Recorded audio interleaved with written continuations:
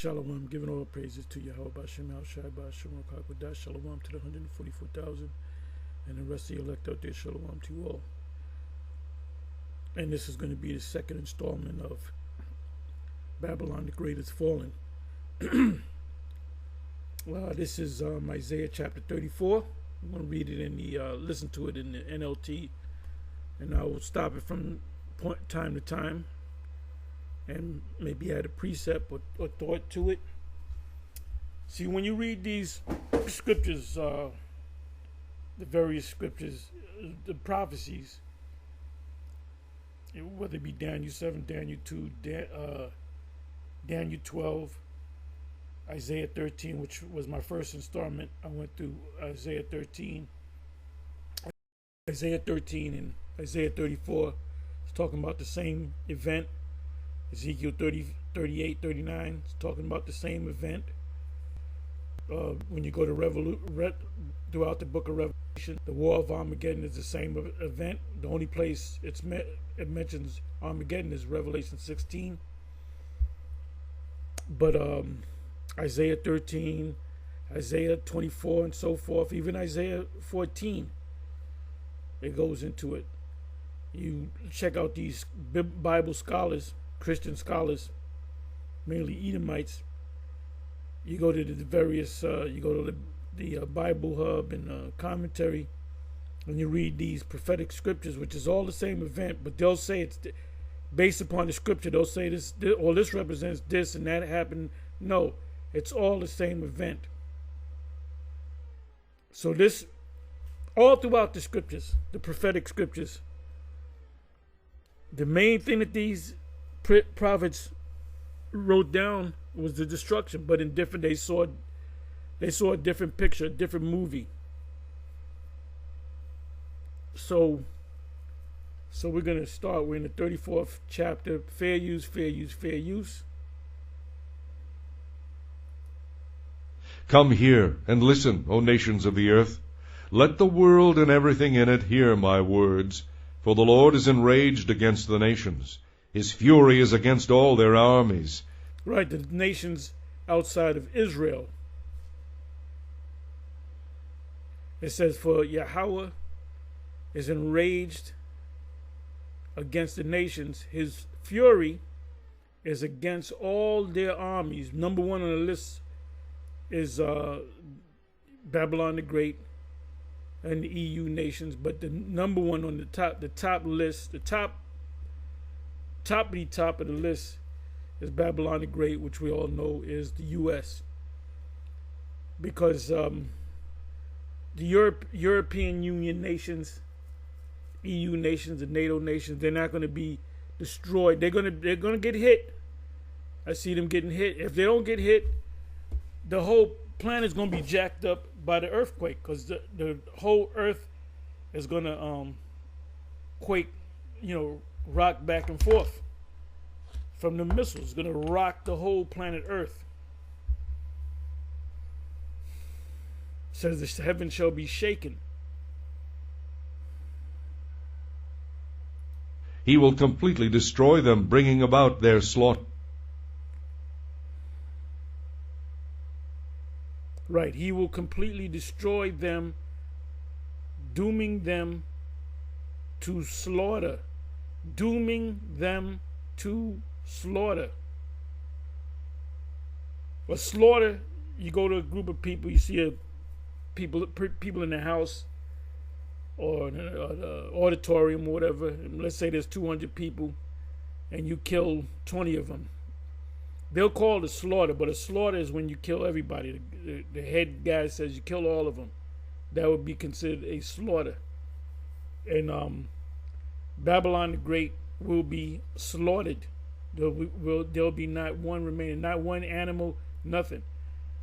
The desert type creatures are going to come after the smoke, the fire goes out and the smoke clears. Their dead will be left unburied, and the stench of rotting bodies will fill the land. Now, precept that come to mind is Joel chapter 2. I will move far from thee the northern army, and it go to a land barren and desolate. And that's where these, in the early 90s, you had what's called Desert Shield, then you had Desert Storm, which the Daddy Bush was dealt with the Desert Shield, and it became Desert Storm. So you can read about that. And the U.S. was protecting Kuwait. That was Iraq at that time, if I'm not mistaken. This is in the early 90s. Yeah, you had the Iraqi war. And then sometime before that, you had Iran had hostages from the U.S. They had so-called black men, Edomite women, Edomite men. And what they wound up doing was they let all the Jakes go. They said this war is not between, y'all, it's between this man, the Edomites, which they didn't know that they were the Edomites. And they made a deal. That's when Reagan came in. And part of the deal was to get a certain amount of money, like a form of reparations. And they did it. But when you read the reports, it was gold. Because they said, no, we don't want that paper shit. We want it in gold.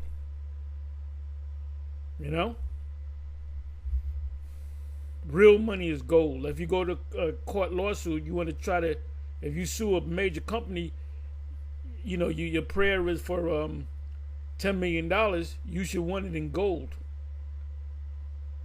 Which they're going to give you a hard time about it, but that's a case that will go up in the federal court system up into the Supreme Court. Can a man ask for gold? And if they really truly understand the Constitution, constitutional money is gold and silver. Gold is for the federal and silver is for the states. It said their dead will be left unburied. Joel 2, also Ezekiel 39. And the stench of rotten bodies will fill the land. The mountains will flow with their blood.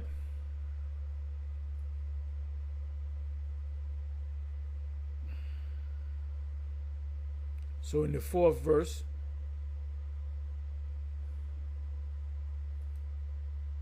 the mountains will flow with their blood.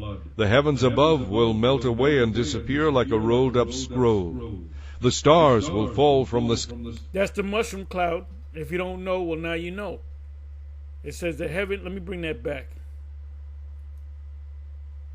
The heavens above will melt away and disappear like a rolled up scroll. The stars will fall from the sky, just as withered leaves and fruit fall from a tree. The heavens above will melt away and disappear like a rolled up scroll. Esau today calls it the mushroom cloud. That's what Isaiah saw. That's what John on the Isle of Patmos saw. He says also, it says the stars will fall from the sky. What was meant by the stars falling from the sky? It was talking about the intercontinental ballistic missiles. They go up outside the atmosphere and they come down in an arcing fashion. So when Isaiah saw this, he said, oh my goodness, the stars are actually falling from heaven.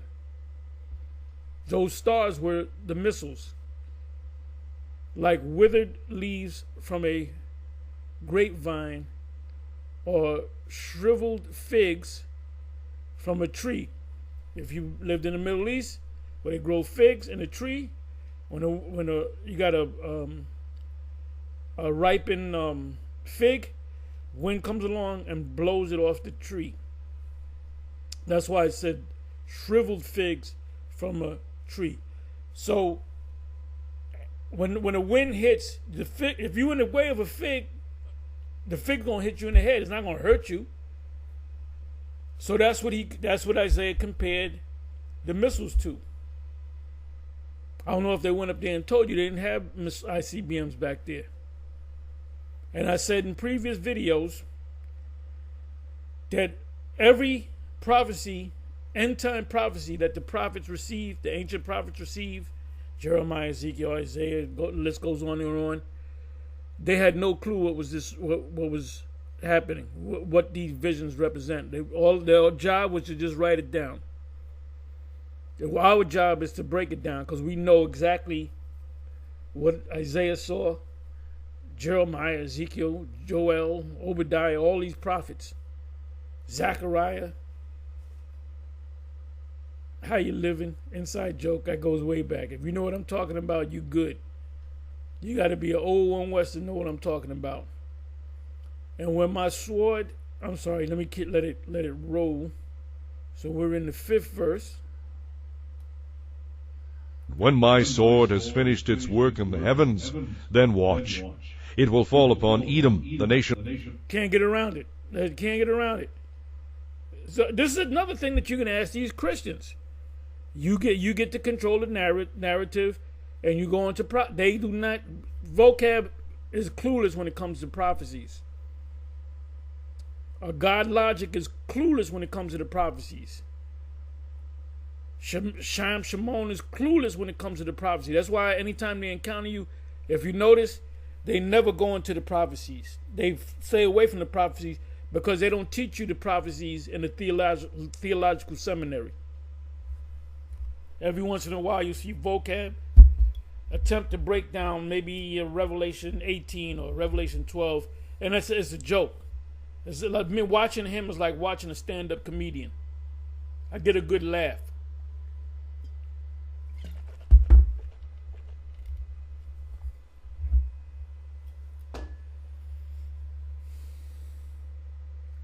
Fifth verse, and when my sword has finished its work in the heavens, and the Most High sword are the missiles, it will, or his army, his host, he's the Lord of hosts. Host means Lord of armies. It shall fall upon Edom. So Edom is still here. If this is a future prophecy, if Isaiah 34 is yet to take place, then you can't say, oh, Edom, there's no more Edomites. Well, wait a minute. Then that prophecy can't be fulfilled, or was fulfilled. They won't know how to break this down, Isaiah 34. But they will say, a good Christian scholar would say, oh, that's a future event. As a matter of fact, you know what I'm going to do? Nah, I ain't going to do it. I was going to go to the hub, but nah, I'm not going to do it. I may come back and do it. Let's see. So it mentions a particular name, Edom. Now you look up the word Edom. In the King James, the word is Idumea, which is the Greek way of saying Edom, not the Greek way of saying red. The nation I have marked for destruction. The nation talking about a landmass. So we're in the 6th verse. I have completely destroyed. The sword of the Lord is drenched with blood. It is covered with fat as though it had been used for killing lambs and goats and rams for a sacrifice. Yes, the Lord will offer a great sacrifice in the rich city of Bozrah. He will make a mighty slaughter in Edom. Oh, that hurts if you're an Edomite. Now, he's comparing these Edomites to animals that you sacrifice. Because the Babylon the Great is also an altar. That's why the prophets are here. Not in Kenya. Kenya is not the altar. Okay? Babylon the Great is the altar. That's why you have the prophets of the Lord on the altar condemning this place. You know? Once our testimony is over, we will be taken up. And this place will be sacrificed, sacrificed by fire. The word is zabak or mazabak, which means the altar. So, and it mentions Edom again a second time. 7th verse. The strongest will die, veterans and young men too. The land will be soaked with blood and the soil enriched with fat. For it is the day of the Lord's Hold up, let me bring this back. city of Bozrah. He will make a mighty slaughter in Edom. The strongest will die, veterans and young men too. The land will be soaked with blood, and the soil enriched with fat. For it is the day of the Lord's vengeance, the year when Edom will be paid back for all it did to Israel. Oh my goodness. Sometimes the NLT give you a little different way of saying it. Well, that's powerful right there. That's some powerful stuff. A verse. For it is the day of Yahweh's vengeance, revenge, Lord's revenge, the year when Edom, the Edomites, will be paid back for all it done to the Israelites. Obadiah should come to mind. Really the whole chapter, but Obadiah 1 verse 10 on down to the very last verse. Streams of Edom will be filled. Edom mentioned the fourth time. With burning pitch, and the ground will be covered with fire. This judgment on Edom will never end. Edom again. Was this 5 times, 6 times, 7 times? It is the day of the Lord's vengeance, the year when Edom will be paid back for all it did to Israel. The streams of Edom will be filled with burning pitch, and the ground will be covered with fire. This judgment on Edom, that's the lake of fire. The ground will be covered with fire. That's the lake of fire. Will never end. The smoke of its burning will rise forever. The land will And now that means to show you that the word forever does not mean forever, forever, forever. It's gonna go up for a long time. It could go up for 7 months or 7 years. Eventually the fire is gonna subside, then the smoke is gonna go up. Anytime the fire is put out, you got smoke billowing for a certain segment of time. Like I said in the previous video the other day, we were in New York. We went down, I believe it was 2 weeks after the buildings dropped, and we drove down, going downtown towards the river, and we were on Broadway. The building, the one building that we passed was the building you had the building 1 and the building 2, right? Tower 1 and the Tower 2. I forget which one is one, but I've been in both of those buildings. I've been in both of those buildings more than once. And they say, hate going down there. But the one, if you're on the West Side Highway, if you know New York City, the building on the left-hand side is the one that we saw with the, it looked like the metal was melted. You know, it was like the top of a pineapple. And we went down there 2 weeks after, and there was smoke billowing. So it took months before that smoke to finally subside, stop. So we was able to see it. And we used to go down this restaurant, this Greek restaurant, where they had some Turkish restaurant. They had some, you want to talk about some food? The men of, some of the men that are elders now, from Dallas, Texas, they went down there. We took a drive down there. We got the food and came back and ate it. So they can tell you how good the food was. You know, that food was good. I mean, that food was damn good. We used to go there every week. But for about 6 months to 9 months, we didn't go down there. We said we ain't eating the food. We went down there at one time to see the buildings. And that's before we even had cameras, man. You know, and we never went back down for years. I deserted from generation to generation. No one will live there anymore. It will be haunted by the horned owl, the hawk, the screech owl, and the raven. For God will bring chaos and destruction to that land. It will be called the land of nothing, and its princes soon will all be gone. Thorns will overrun its palaces, nettles will grow in its forts, the ruins will become all. There's certain plants that grow in deserts. Like, for example, the cactus. There's certain plants trees or whatever have you that grow in the desert.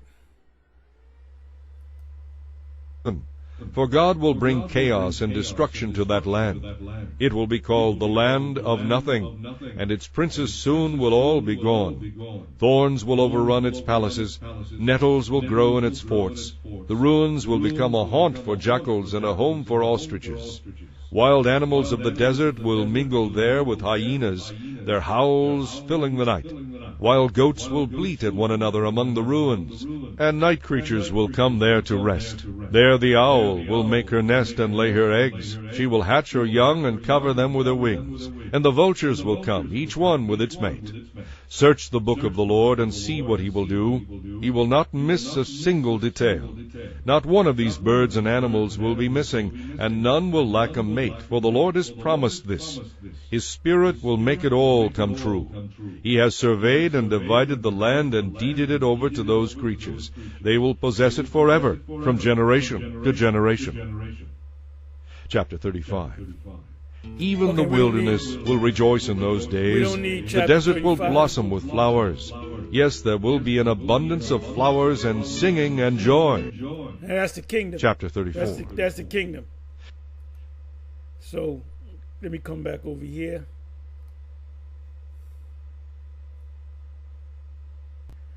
So, I went over Isaiah chapter 13. And Isaiah chapter 13 and Isaiah chapter 34 describes the same thing, but a little bit different.